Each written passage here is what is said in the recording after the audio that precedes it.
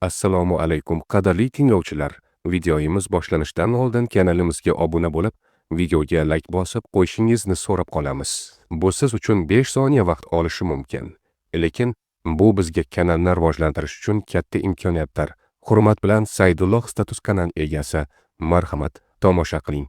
U sizni sevadimi? Aniqlashning 5 usuli. Sevgi insonning xatti-harakatlarida beixtiyor namoyon bo'ladi. Agar kimningdir his-tuyg'ularida shubhangiz bo'lsa, quyidagi belgilar orqali buni aniqlashingiz mumkin. Ko'zlar sirni aytadi. Ko'zlar insonning qalb oynasi. Agar kimdir sizga uzoqroq va mehr bilan qarasa yoki aksincha ko'zlarini tez olib qochsa, bu uning sizga nisbatan befarq emasligidan dalolat beradi. E'tibor va yordamga shoshilish. Sevgan inson doimo sizga yordam berish uchun har qanday bahonani topadi. U hatto eng mayda narsalarga ham e'tiborli bo'lib, sizni quvontirishga intiladi. Tasodifiy yaqinlik. U siz bilan tez uchrashish yoki gaplashish uchun bahona qidiradi. Iloji bo'lsa, yoningizda bo'lishga intiladi va suhbatlaringizni imkon qadar uzoqroq davom ettirishga harakat qiladi. Rashk hissi. Agar u sizning boshqalar bilan bo'lgan munosabatingizga sezgir munosabatda bo'lsa va rashk qilayotganini yashirishga harakat qilsa, bu uning yuragida sevgi borligidan dalolat. Gap so'zlari va ohangdagi o'zgarish. Sevib qolgan inson siz bilan gaplashayotganda